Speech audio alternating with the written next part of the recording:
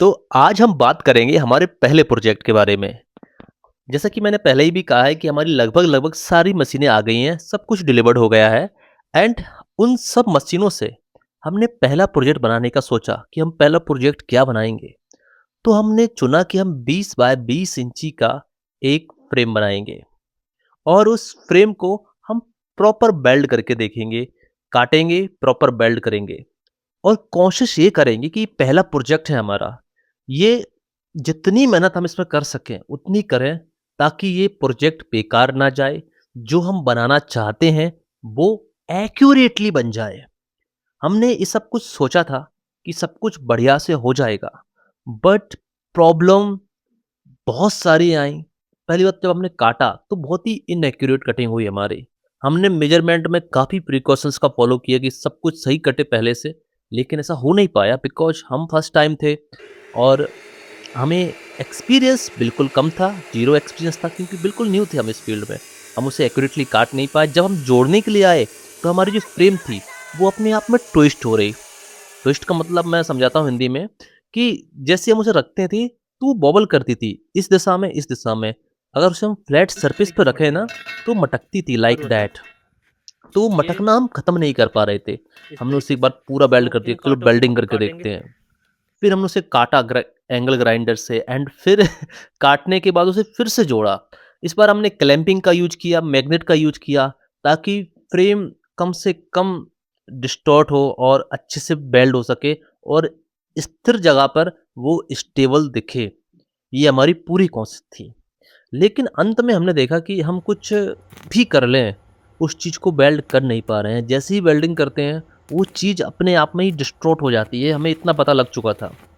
And मैंने कि इसके बारे में रिसर्च बाद में करेंगे, पहले इसे कंप्लीट करते हैं। तो उस प्रोजेक्ट को हमने कंप्लीट कर दिया और वो प्रोजेक्ट आप देखेंगे तो अभी ऐसा दिख रहा है। ये स्टेबल है भी और स्टेबल नहीं भी है।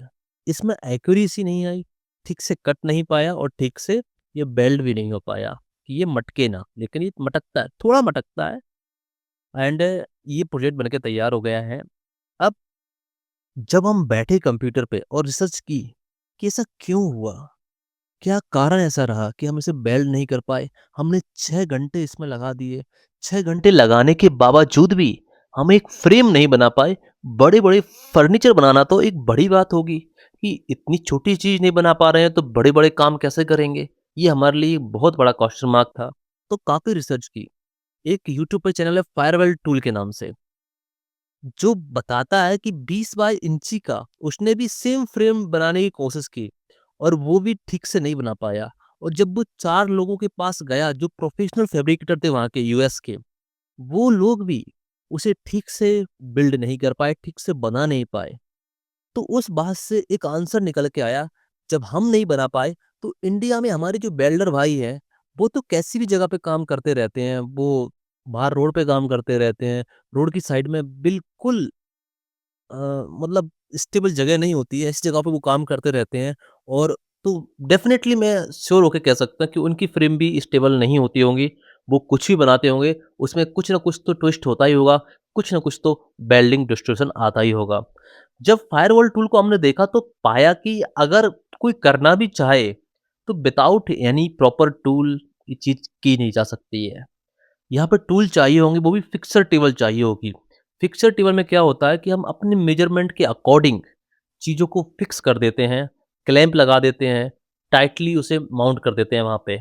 देन फिर वेल्डिंग करते हैं ताकि चीज़ें डिस्टर्ब ना हो वेल्डिंग से। जब भी हम वेल्डिंग करते हैं, वेल्डिंग में क्या होता है, दोनों मेटल के पार्ट्स पिघल जाते हैं। जब पिघल जाते हैं तो वो किस दिशा में जाके चिपकते हैं, श्रिंक होते हैं, एकदम से सिकुड़ते हैं। ये मिट्टी है, वो वेल्डिंग होकर सिकुड़ेगी एंड वो किस दिशा में ट्विस्ट होगी हम नहीं जानते हैं। और ये ट्विस्टिंग ना हो, ये डिस्टॉर्शन ना हो, उसी के लिए वो फिक्सर टेबल आती है और ये फिक्सर टेबल एक बहुत बड़ी एक्सपेंसिव टेबल है। इसको अफ़ोर्ड कर पाना अभी हमारे बजट से बाहर है। इस टेबल को हम नहीं ले सकते हैं। फिर भी हमने जाना यार, ये चीज़ें स्टेबल कैसे बन सकती हैं? तो एक इंटरेस्टिंग बात पता ये चली कि जो 4 लेग की चीज़ें हैं, मान लीजिए एक स्टूल है, एक चेयर है जिसमें 4 लेग हैं या टेबल है, उस चीज़ को स्टेबल करना थोड़ा डिफ़िकल्ट है। और जिसमें 3 लेग हैं, जैसे कोई ट्राइपॉड होता है, 3 लेग का स्टूल होता है, वो ऑटोमेटिकली अपने आप स्टेबल हो जाता है, भले ही उसकी 1 लेग की हाइट कम हो या 2 इंच भी कम हो, तब भी वो चीज़ स्टेबल हो जाती है। 3 लेग पर क्योंकि दुनिया है ना 3D में है, 3 डायमेंशन में दुनिया है, तो 3 लेग पे बहुत जल्दी स्टेबिलिटी आती है एज़ कम्पेयर टू 4D ये हमने सीखा। अभी जिस ट्राइपॉड पे मेरा मोबाइल रखा है वो 3 लेग पर है और 3 लेग पे अपने आप ही उसमें स्टेबिलिटी आ जाती है। मैं उसे कैसी भी सरफेस पे रखूँ, मेरा ट्राइपॉड हमेशा स्टेबल रहता है। तो ये सारी चीज़ हमने सीखी और हम ध्यान रखेंगे कि आगे चल के हम ऐसी चीज़ें बनाएँ जो स्टेबल रहें। और चौथी बात हमने यहाँ पे ये सीखी, बहुत बढ़िया बात है कि जितनी छोटी चीज़ हम बनाएँगे, मान लो हम 5 इंची का एक फ्रेम वेल्ड कर रहे हैं, तो उसमें डिस्टॉर्शन होने के चांस बहुत ज़्यादा हैं। और हम बड़ी चीज़ बना रहे हैं, मान लीजिए 6 फीट की एक बेड बना रहे हैं और उसको वेल्ड कर रहे हैं, तो वहाँ पे इतना डिस्टॉर्शन नहीं आएगा क्योंकि चीज़ें मेटल के वेट के हिसाब से अपने आप ही एडजस्ट हो जाएँगी। वहाँ पे डिस्टॉर्शन कम देखने को पड़ेगा। जितना छोटा फ्रेम होगा, जितनी छोटी प्रोजेक्ट होंगे, उसमें डिस्टॉर्शन ज़्यादा देखने के लिए मिलेगा। ये सब हमने पहले प्रोजेक्ट बनाने से सीखा है और हम आगे इसके अकॉर्डिंग ही बढ़ेंगे ताकि हम चीज़ों को ठीक से कर पाएँ, सीखते जाएँ, करते जाएँ। हमारा एक ही उद्देश्य है, गिरेंगे, फिर उठेंगे, फिर चलेंगे।